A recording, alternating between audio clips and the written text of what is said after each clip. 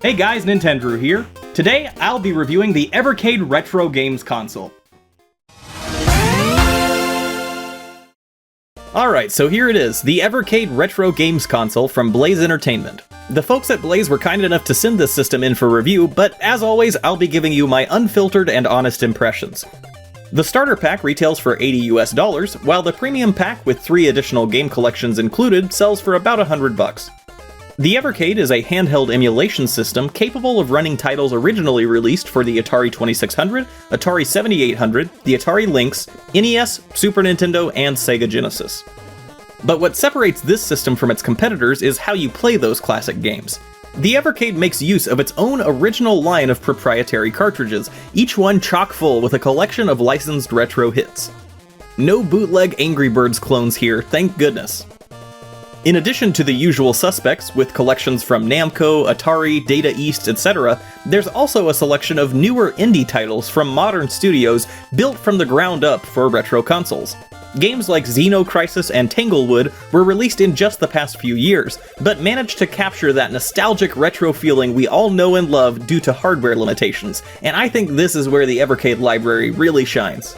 Speaking of nostalgia, when you crack open one of these sturdy plastic cases, alongside the cartridge you'll also find a physical manual with instructions and fun tidbits about the titles included, which I think is a really nice touch. In our modern digital gaming world, Blaze Entertainment has tried to capture that distinct feeling of a new retro system, and in that respect, the Evercade definitely delivers. But enough about the games, let's get to the hardware itself. Okay, check this out. This cartridge slot is honestly one of my favorite things about this console. So satisfying. With a solid click, the cartridge lies completely flush with the back of the system.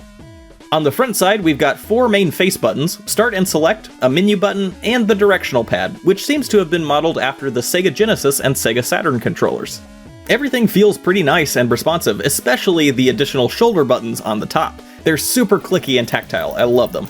Now, I have seen some complaints online that they might be a little overly sensitive, but I am too, so who am I to judge? Additionally, on the top of the system is a mini HDMI port for outputting gameplay to a TV. More on that later. And on the bottom is a pair of volume control buttons, a headphone jack, and the USB charging port. I will say it would have been nice to see a USB-C connection instead of the more obsolete micro USB, but this is a pretty minor gripe. Overall, the hardware is solid and doesn't feel flimsy or cheap, which is great.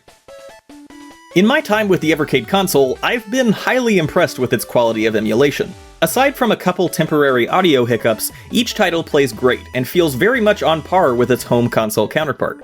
On the firmware side, the system's menus are admittedly sort of bare bones, but notably you are given the option to save and load save states at any time, which for a system like this is probably the most important feature. Early reviewers also noted that the face buttons could be a bit confusing, with titles originally released for different consoles using different control schemes, but with a recent firmware update, you're also given the option to swap between 3 distinct button configurations, a very welcome addition. And finally, taking a page from Nintendo's book, the Evercade can also be connected to a standard HD TV for gaming on the go or on the big screen.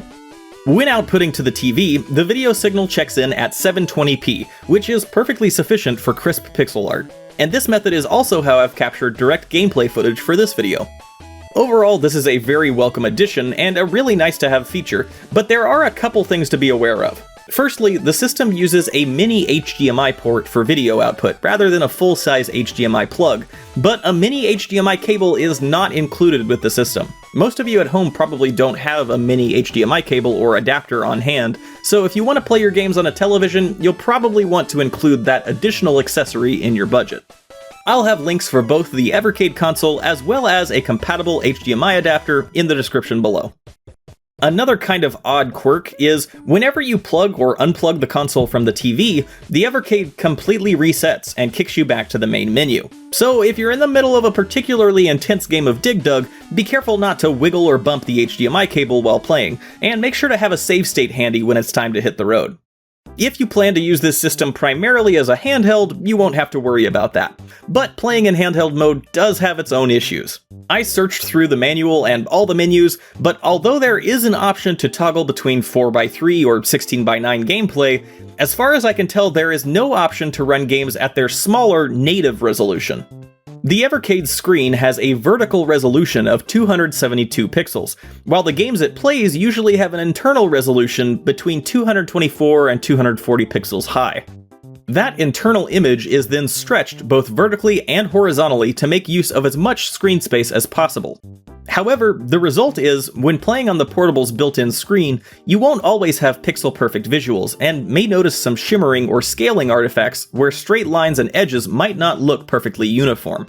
This strikes me as a really odd choice, as they could have just kept each game's original resolution and had a much cleaner, sharper image for handheld play.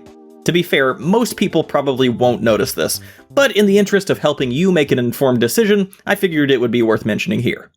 Overall, the Evercade shows a ton of potential, but is slightly held back by a few weak points that I really wish could have been addressed ahead of production. A USB-C charging port, a more convenient TV docking solution, and a cleaner portable image would have really pushed this system over the top for me. As far as I know, I haven't heard anything about a new version, but hopefully we'll see a 2.0 release with some of those hardware tweaks eventually.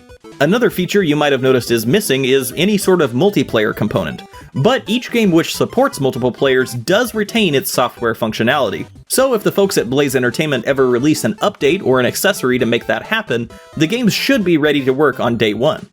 In fact, I could be wrong, but I don't see any reason why a native resolution option couldn't also be added with a simple software update. So if either of those changes happen down the road, I'll make sure to come back and let you know.